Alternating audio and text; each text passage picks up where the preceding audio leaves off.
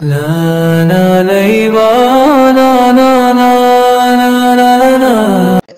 মধ্যে তবাই একালিফ টেনে পড়তে হবে, কারণ জবরের বাম পাশে খালি আলিফ মদের হরফ হয়েছে। যা এটার মধ্যে মুত্তাসিল। কিভাবে বুঝলাম? মদের হরফের উপরে মোটা চিহ্ন, চার আলিফ টেনের চিহ্ন, বামে গুল হামজা এসেছে, আমাদেরকে চার আলিফ টেনে পড়তে হবে। আউযু বিল্লাহি মিনাশ শাইতানির রাজিম। বিসমিল্লাহির রহমানির রহিম। সম্মানিত জ্ঞান পিপাসু ভাই ও বোনেরা, আসসালামু আলাইকুম ওয়া রাহমাতুল্লাহি ওয়া বারাকাতুহু। তাজভিদ সহ সূরা শিক্ষা ক্লাসের আরো একটি পর্ব আপনাদের মাঝে উপস্থাপন করতে চলেছি ইনশাআল্লাহ। আজকের পর্বে আমরা জানব সূরা নাসর, সম্পূর্ণ সূরার তাজভিদ নিয়ম এবং চিনার উপায়গুলো আর সহি শুদ্ধ উচ্চারণ। এখনো পর্যন্ত সহজ কোরআন শিক্ষা চ্যানেলটি সাবস্ক্রাইব না করে থাকলে শুদ্ধ তেলাওয়াত শিখতে করে রাখতে পারেন। ওয়ামা তৌফিকি ইল্লা বিল্লাহ। আলোচনা শুরু করার পূর্বে একটি পরামর্শ পেশ করছি। এখনো পর্যন্ত যদি আমাদের তাজভিদ নিয়মগুলো সম্পূর্ণভাবে আয়ত্তে না থাকে, সহজে খুঁজে পাওয়ার উদ্দেশ্যে আলাদা আলাদা প্লেলিস্ট করা হয়েছে, আমরা দেখে শিখে নিব ইনশাআল্লাহ। আমরা স্ক্রিনে দেখতে পাচ্ছি সকল তাজভিদ নিয়ম একত্রে বুঝে নিই। আউযু বিল্লাহি মিনাশ শাইতানির রাজিম। আউযু, এখানে উ এটা হচ্ছে মধ্যতবাই, পেশের বাম পাশে জজমলা ওয়াও মদের হরফ, আমাদেরকে একালিফ টেনে পড়তে হবে। বিল্লাহির মধ্যে দুটো নিয়ম রয়েছে। একটা হচ্ছে আল্লাহ শব্দে তাসদীদের ডানে জের আসার কারণে আল্লাহ শব্দটিকে বারিক করে পড়তে হবে, পাতলা করে পড়তে হবে। দ্বিতীয় নাম্বারটা হলো লামের উপরে তাসদীদ আসার কারণে লামটাকে আমাদেরকে একালিফ টেনে পড়তে হবে, কেননা এটা মধ্যতবাই। শাই, এটা হচ্ছে লিনের হরফ, আমাদেরকে তাড়াতাড়ি পড়তে হবে, কারণ জবরের বাম পাশে জজমলা ইয়া। ত, এটা মধ্যতবাই, আমাদেরকে একালিফ টেনে পড়তে হবে, কারণ জবরের বাম পাশে খালি আলিফ মদের হরফ। র, এটা পুর হবে, কারণ রর উপরে জবর এসেছে।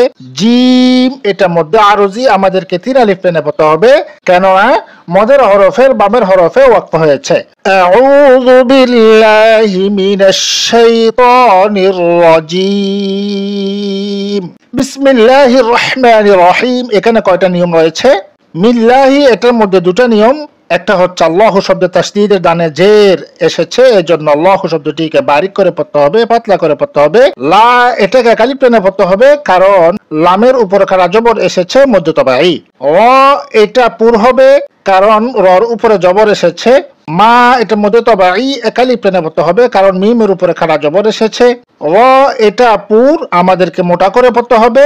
হিম, এটা মধ্যে আরজি, আমাদেরকে তিন আলিফ টেনে পড়তে হবে, কারণ মদের হরফে বামের হরফে ওয়াকফ হয়েছে। বিসমিল্লাহির রহমানির রহিম। ইযা জাআ নাসরুল্লাহি ওয়াল ফাতহ। এখানে কয়টা নিয়ম রয়েছে একটু আমরা দেখি। এটা মধ্যতবাই, একালিফ টেনে পড়তে হবে, কারণ জবরের বাম পাশে খালি আলিফ মদের হরফ হয়েছে। যা এটার মধ্যে মুত্তাসিল। কিভাবে বুঝলাম?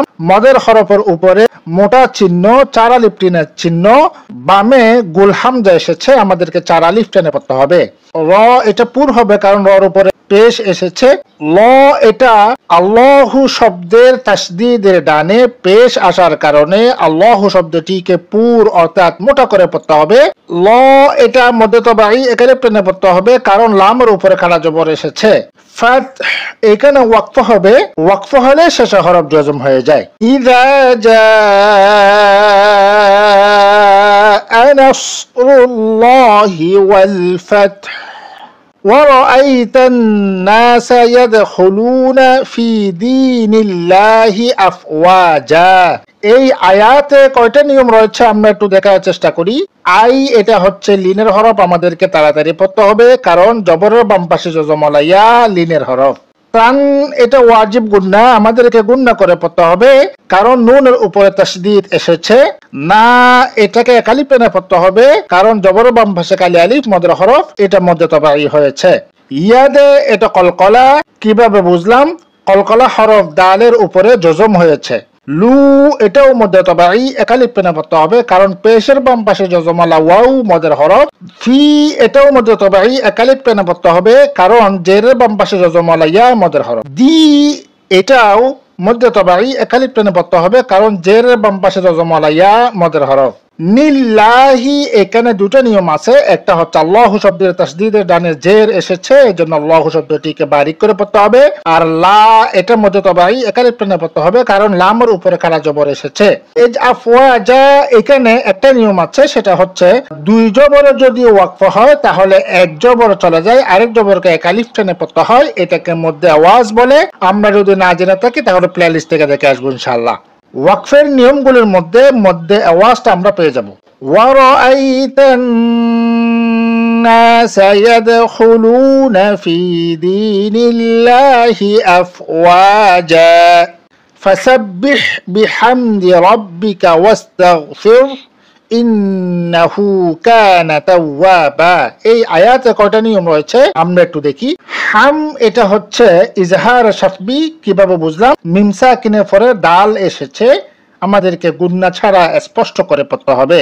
ফির এখানে ওয়াকফ হয়েছে, ওয়াকফ হলে শেষে হরফ জজম হয়ে যায়, আমরা এখানে জজম করে ফেলবো। ইন এটা হচ্ছে ওয়াজিব গুন্না, নুনের উপরে তাসদীদ এসেছে। হু এটার মধ্যে তবাই একালিফ টেনে পড়তে হবে, কারণ হার উপরে উল্টা পেশ এসেছে। কা এটার মধ্যে তবাই একালিফ টেনে পড়তে হবে, কারণ জবর বাম পাশে কালি আলিফ মদের হরফ। ওয়া এটাও মধ্যে তবাই একালিফ টেনে পড়তে হবে, কারণ জবরের বাম পাশে কালি আলিফ মদের হরফ।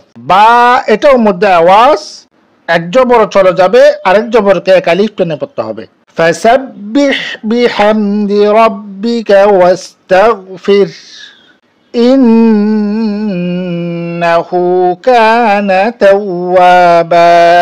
এখন আমরা সম্পূর্ণ সূরাটা একবার রিডিং পড়ার চেষ্টা করি। আউযু বিল্লাহি মিনাশ শাইতানির রাজীম। বিসমিল্লাহির রহমানির রহিম। ইযা জাআ নাসরুল্লাহি ওয়াল ফাতহ ورأيت الناس يدخلون في دين الله أفواجا فسبح بحمد ربك واستغفر إنه كان توابا। এরপরেও যদি বুঝে না আসে কমেন্টে জানাবেন, ইনশাআল্লাহুল আজিজ বুঝিয়ে দেওয়ার চেষ্টা করব। রাসূলুল্লাহ সাল্লাল্লাহু আলাইহি ওয়াসাল্লাম বলেন, বাল্লিগু আন্নি ওয়ালাউ আয়াহ, অর্থাৎ তোমরা আমার পক্ষ থেকে পৌঁছাও যদি তা একটি আয়াতও হয়। এই হাদিসের অনুসরণে লাইক, কমেন্ট ও শেয়ার করে ধর্মপ্রাণ মুসলিম ভাই বোনদের শিকার সুযোগ করে দিই, কেননা আমাদের শেয়ারের ফলে একজন ভাই কিংবা বোন যদি শিখতে পারেন তাহলে আমরাও সওয়াবের ভাগীদার হব ইনশাআল্লাহ। পরিশেষে বলবো, আমরা যারা সহজ কোরআন শিক্ষা ইউটিউব চ্যানেল থেকে দেখছি, চ্যানেলটি সাবস্ক্রাইব করে বেল আইকনটা অন করে দিই। আর আমরা যারা ফেসবুক পেজ থেকে দেখছি, পেজটি ফলো করে রাখি, যাতে আমরা পরবর্তী ভিডিওগুলো ধারাবাহিকভাবে দেখে শিখতে ও জানতে পারি। আগামী পর্ব দেখার আমন্ত্রণ জানিয়ে এখানে শেষ করছি। আসসালামু আলাইকুম ওয়া রাহমাতুল্লাহি ওয়া বারাকাতুহু।